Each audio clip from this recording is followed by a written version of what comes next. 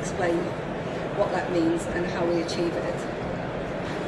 So what we do first is we define control, and basically most of organizations will check the controls once a year at an audit. Cyber attackers, they don't work once a year, they work every day. We define the controls like encryption is required or admin access restrictions, baseline security set, and that is the policy which we define how we want it to operate. Once we do that, we then move on to enforcement. So that will do things like block access if encryption is not enabled, or remove admin access, or provision the user without admin access in the first place to make sure that the compliance is there. So what we need to do is we need to verify it, and we need to verify it independently. So we need a separate system which will check the estate and check it on a daily basis and report drift, remediate, and report back to us so we can see if we are compliant or not compliant, and then we can take actions. So let me put that into a concrete example.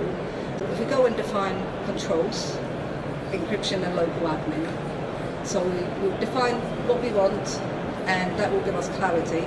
We want to encrypt every asset, and we want to remove, or we want to make sure that no user has admin access.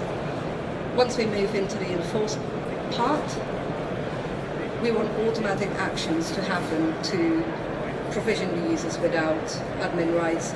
We want the encryption to either block access or encrypt the device and make sure it's compliant before the user can access any corporate information.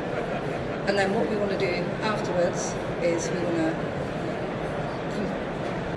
want to independently verify it. So we want a completely separate system.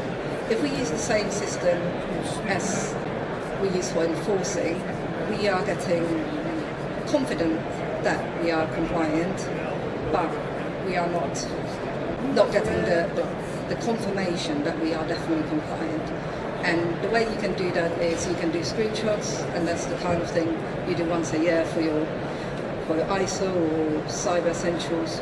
What we want is we want a continuous compliance.